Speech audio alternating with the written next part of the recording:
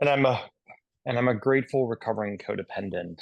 Um, I want to start out just a little bit of a qualification, and then get into the topic of the day. Um, I think for myself as a recovering codependent, it's important for me to to be one of, because I heard someone share this once. Actually, it was in a different meeting, in a different program, but it was so like coda language, and she said, I never knew how to relate to others and to a group. And so I always like learned how to be in charge of the group, how to lead the group. And like as the oldest of three, there are three boys in my family. I was the oldest by a pretty significant number. I never knew how to be one of. And so by qualifying, it helps me like become one of an equal. Like I don't lead, I just do service, right? Like and I think that doing that service helps me know like and then receive service helps me remind myself that I'm just one of. But I came into the CoDA rooms after actually the CoDA rooms helped me get out of a 5 year relationship. This was about 9 years ago, a little over 9 years ago, 9.5 years ago, and it's a miracle. Like this program has really changed my life, and I'm a queer kid from a pretty rural area in the country and pretty conservative area. And, this program has helped me to see the nuance in all of this, that like it's neither good nor bad, that it is. I think that this is maybe the theme of like acceptance, that like this program has helped me learn to accept myself for who I am and my contradictions and complexities, to accept others in my life and my family who are full of their own complexities and contradictions. And the piece I mentioned about being the animosity that I came into the rooms with, the animosity that I had toward my own parents, that today those manifest in empathy, boundaries, um, kindness and service to them and to my family, and in a way that, yeah, and so growing up in that culture, it was a lot of non. There was definitely no self acceptance of myself at the time, right? And others, I was scared of that they wouldn't accept me, and so it became a lot of coping mechanisms to develop and survive, frankly, and that today I can have a lot of empathy for the fact that I developed a lot of coping mechanisms, a lot of people pleasing. I really I really mastered the how to take your temperature, and to see how I feel, because then that's how I would respond, right? If mom is mad, I've got to make sure to acquiesce, and say things that I may not even think are true, but just know that I could. It's my job to like control her feelings, and that, as long as I can keep my parents happy, as long as I can keep those around me happy, like I won't be abandoned, like everything's going to be okay. And that really did help me survive. Um, but it got me into, a relatively toxic relationship after college, and I didn't have the self love, the self acceptance. I had a lot of internalized homophobia, that I didn't know how to. I definitely didn't know how to love and accept myself. I sure didn't know how to love and accept others as they were too. And so my trying to control and manipulate, I was a very covert controller. He was a very overt controller. Um, and so mine was much more subtle to the outside. But if I'm rigorously honest, which this program helps me accomplish one day at a time, like there's no doubt I was an equal partner in the dysfunction of that relationship. And my lack of self esteem and my lack of self acceptance is what kept me in it for so long, until the pain of staying got worse than the pain of leaving.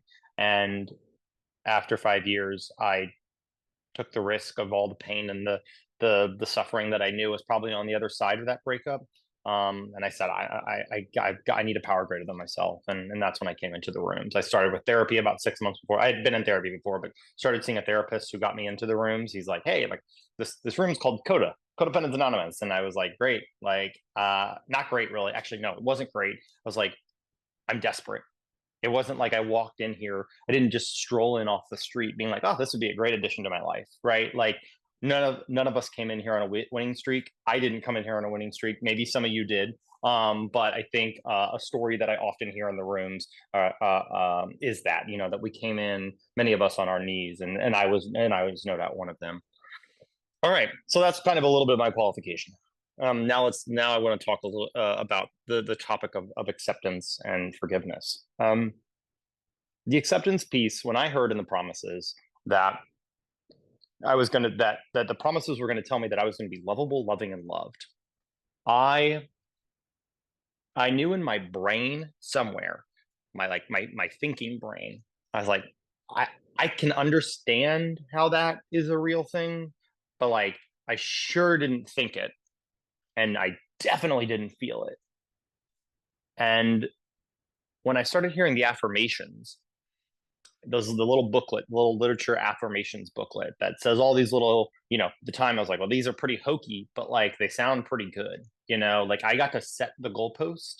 I got to say like, I'm things like I'm worth it. I am lovable, loving, and loved. Like I got to set that goalpost. And even though I didn't believe it, I would look in the mirror. I'd look in the mirror and put my hand against the mirror, like look myself in the eyes and tell myself these things. I would say it in the meetings. Um, and then eventually I started to think it. Eventually I started to realize and think that I'm lovable, loving, and loved, but it still wasn't here in my heart. Like it was just in my brain. And then I was like, okay, like there's something happening here. There's something shifting. And today, after having done this repetitively one day at a time, and I'm not saying I did my affirmations every day. So this is not about being perfectionistic. It's just about using the tools. But when people kept telling me, Austin, and others would tell me, they would say, Austin, like, these are the qualities I love about you. And to receive that and hear that in the rooms of like, this is what you do well. And I'm like, I didn't think I did anything well. And to hear that and receive that, especially because like so much of my codependent story, and I feel like I hear a lot of it in the rooms, is like we give, give, give, give, give as a martyrs, and then we don't ever receive. Like it's uncomfortable for me to receive. And now when people say they compliment, I pause sometimes because I'm like, my codependency want to be like, yeah, yeah, but I'm not good at this. And instead of that, it's now today I say thank you. I try to say thank you when somebody gives me a compliment, whether it's a quality about me, whether it's my partner who comments on my looks. Like I'm like, I don't think some of these things sometimes. I don't feel these things sometimes. But if someone tells me it, I do my best not to brush those things off today because part of this program in acceptance is about receiving.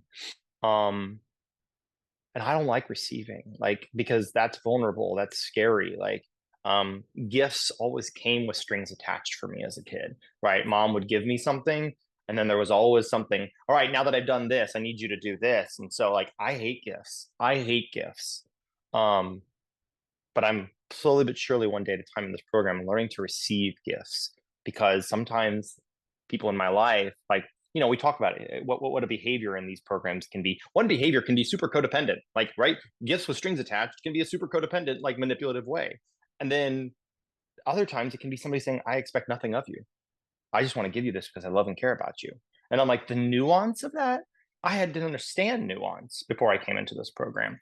I didn't understand that like there can be qualities about myself that like I don't necessarily love, but I have to learn to like accept and like be gentle with myself.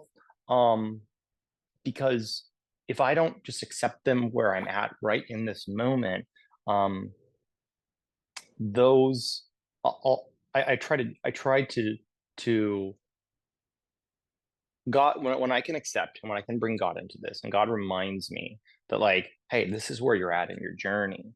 Um, it then allows me to look at this and do my step work on these things and say, okay, what's a step? Okay, inventory, maybe my character default, and then I do a step 6 and 7 to be like, okay, what is maybe God's will in this, and how can I gently start to take behavior that takes me somewhere else? But if I can't start with the acceptance piece of it, if I can't start with just where I'm at in this moment in time, and that my worth as a human being is not dependent on what I do, that even if I don't make that behavior change, that I am still lovable, loving, and loved today. That even if I don't take the action today, that I'm still lovable, loving, and loved. And even if I do take that action, that my worthiness of love is not changed because I don't get more because I did a certain behavior, and I don't get less because I didn't do a behavior. It's that one day at a time, as I accept myself for who I am, that I can work to continue to live in my values, and deepen that relationship with God and myself.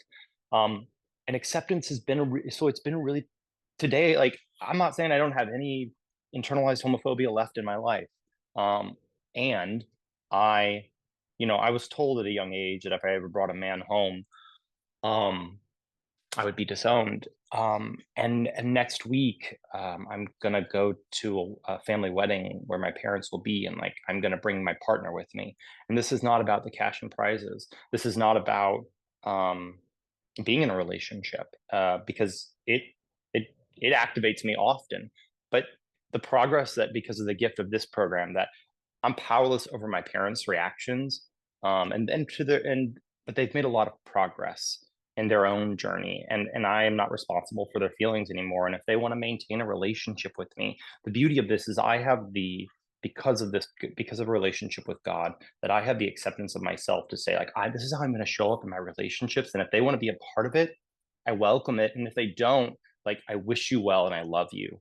And my parents have decided that they want me to be a part of their life. And it wouldn't be because if it weren't for this program, like, I wouldn't be able to like show up in that way in my own life. If I didn't love myself in a way that I didn't have the self-acceptance, I didn't have the love of myself to be able to show up in my life, I didn't know that that was possible. And as a gift of this program, like, I get to show up as myself, and like people can accept me or they cannot. And like in either way, I don't hate them if they don't. It makes me uncomfortable. I still have a people pleaser, built into my being. But I know that, like, at the end of the day, like, I've got God. I've got this community. This community has held me when I couldn't hold myself. Like, you all held me until I learned to love myself. And I find that piece of it to be like, I didn't do this overnight. I did the acceptance one day at a time. And I think that this will be a nice transition. I don't know if there's a timer by chance. Does anybody know how much time is left? So I want to ask just on, as I touch on forgiveness. Um, and so I want to touch on forgiveness because that has been a huge part of this for me. Forgiveness of others and forgiveness of self. And I'll start with the forgiveness of others. Um, Although I think forgiveness of self is probably to my codependent journey has probably been um, even more important in many ways. But let me first talk about forgiveness of others. I looked up in the literature before because do I have to forgive those who hurt me? Um, because I think that is a huge, like, well, they did this, and this. My parents did X, Y, and Z. Um, my my brothers, my siblings didn't listen to me. I could go on a whole list of the things that like everyone else did to me. My partner, my ex, who was it was not a super healthy relationship. He did this, and this. But that's not part of my journey, or that's not part of my process. That's not what this program teaches me. Do I have to forgive those who help or who hurt me? There's a saying within CoDA: blame keeps wounds open and forgiveness lets wounds heal. If we want to heal, we must learn to forgive. Not forgiving at all keeps us bound to blaming. It serves only to perpetuate our resentments and hurts. Quickly seeking and or forgiving early in our recovery often becomes a quick fix.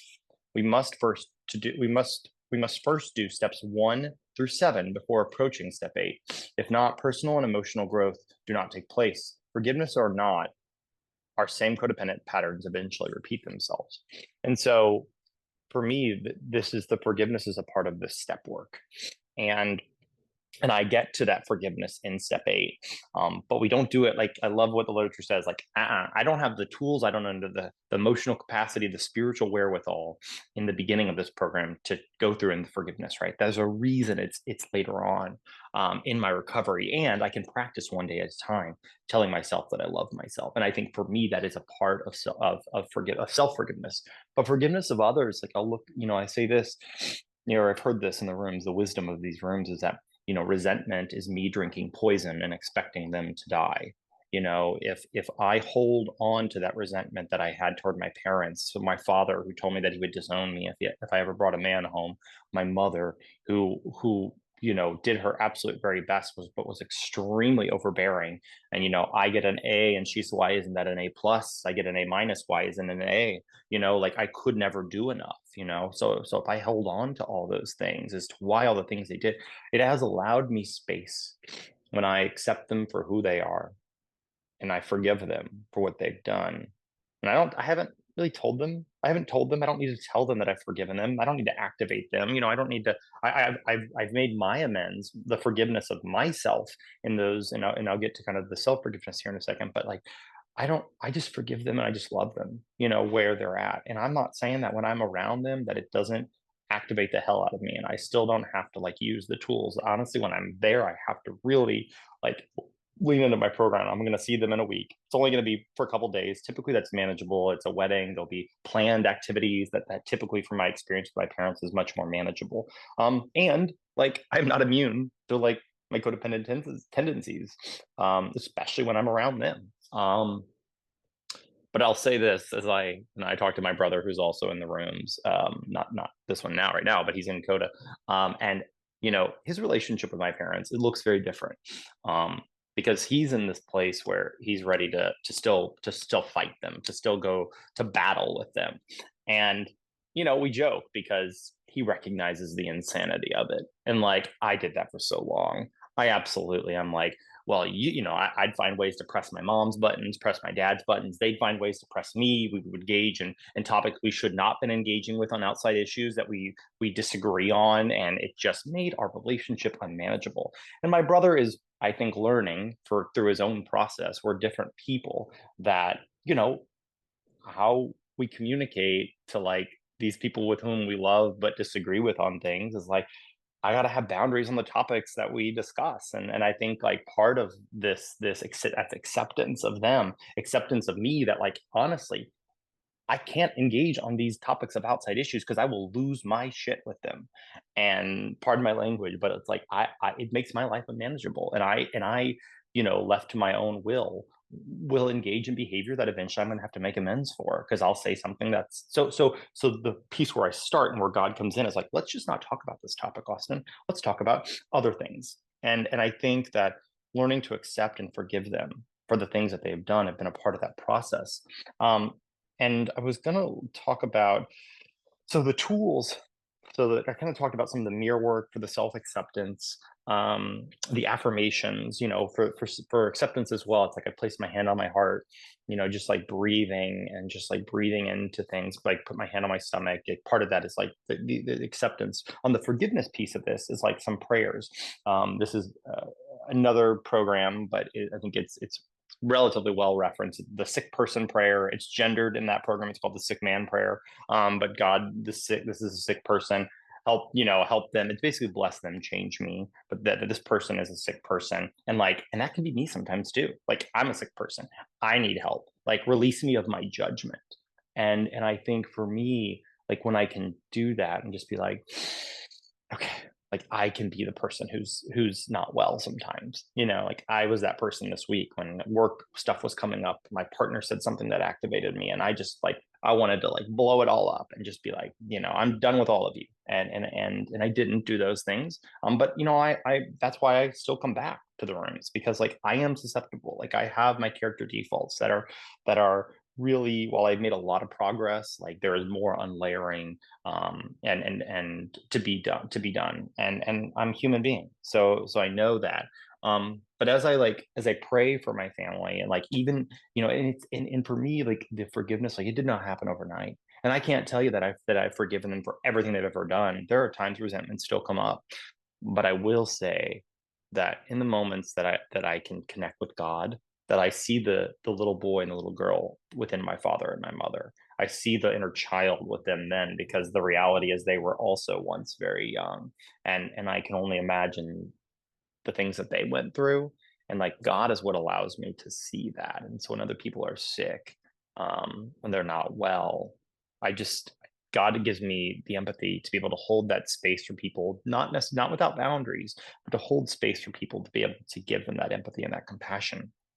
And I love the bless them, change me, and not like, oh, bless your heart, or like where I'm from, like oh, God love them, which is kind of can be kind of sometimes this condescending, been there, done that. But it really is truly like bless them, God, and change me, because like I cannot change them. I have tried a million times to change other people. It just does not work.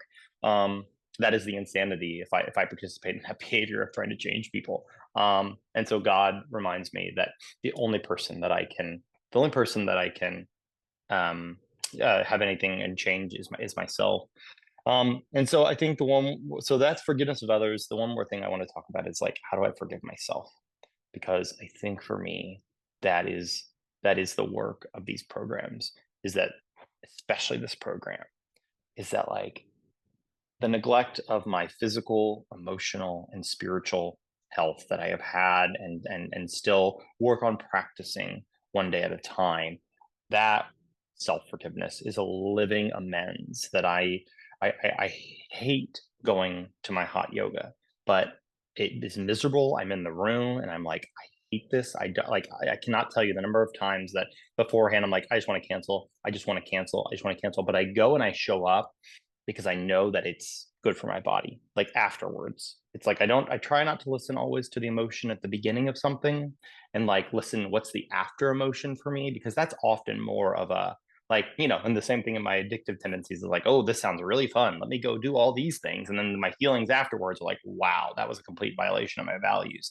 Or like, let me get riled up and engage with my family on topics that we shouldn't be talking about. And then afterwards, I just feel like crap. And so what is my after feeling? That's not always, but in general, it's a pretty good rule for myself. Is that, well, how do I feel after a situation? And I think part of that for me, like, so that self forgiveness is a part of like, all right, like I've not always taken care of my body, but yoga is a way that I show up and I take care of my body today. Going to meetings is like an act of self love and self forgiveness. Like, yeah, I didn't do all this in my past, and that's okay. Like this process of forgiving myself, and one does not come without the other. I think that it's when I learn to forgive others, it like because and I'm able to turn that back on myself. But if I don't forgive others, I don't forgive myself. If I don't forgive myself, I don't forgive others. And so it's this process of like unlayering and the peeling the onion piece, that we talk about in our literature, that like I get the opportunity to to forgive myself one day at a time by showing up. And what does that forgiveness look like? It's not just saying, oh, Austin, I forgive you. It's taking certain action in a way that lives within my values, that when I don't act on my impulses, when I show up with my family in a way that feels like I'm living with my values, and even if they aren't loving, like where things are in the relationship, that I know that like I'm holding myself within my integrity with the tools and the knowledge and the spiritual wherewithal that I have in that moment. When I can live within those values and not blow up conversations, and just show up with integrity and like be of service and set loving, gentle boundaries in a way that's safe for me and respectful of them, like that's a form of self-forgiveness. That's a form of like showing up for myself in a way that like I just didn't know how to do in the past. And with my partner, like I will say that piece is a whole nother activating realm that like I have done a lot of work on the family work. My stuff with my partner is a whole nother realm of I need God. I need a bigger God, I think, in many ways, because like this can get very activating and unmanageable for me sometimes. My feelings around it, right? He can say something that just I'm interpreting, and I'm trying to read between the lines because that is what I am conditioned. That is part of my character defaults. And so part of self forgiveness and part of forgiveness of him, forgiveness of myself, is not responding to the emotions that I have right in that moment, right when he sends something. And I just want to, like, this morning, he sent me something and I just wanted to like lay into him via text. And I didn't. I went to my yoga class, I paused, and I did not send the angry text, even though I wanted to. And part of what this is then as well with self forgiveness is like, okay, accepting that like I'm activated by these things. I have tools. I have a 10th step inventory I can do. I have outreach calls that I can make to program friends who are, in relationships to get their experience, strength, and hope. I can just pause and bring God into something and not respond immediately. I can ignore that text and lovingly respond to something else that maybe he said. I'm just given the gift in this program to not respond immediately. And I'll tell you, it is a practice I meditate in the mornings. I go to meetings. I do some literature reading, and that's not all those things every day, but definitely at minimum connecting with God in the morning. And then a boss sends me an email 10 minutes after I'm done meditating, and I'm off to the races, right? And it's like, okay, how do I pause and bring God back into this to like bless my boss, change me, bless my partner, change me, because that is all a part of like this acceptance and this forgiveness piece. So um it's a I guess I'll wrap with this, that like this is a process, this is a practice that has been my experience. It's a messy process, it is an imperfect process. I have done this very imperfectly and continue to do so, but a power greater than me, one day at a time, gives me the tools and the ability to like not respond always in my impulses. And when I do, I'm given the tools to forgive others, forgive myself, make my amends, and move on with my life. Like I'm doing my darn best here, and I know that this community, people in this community are.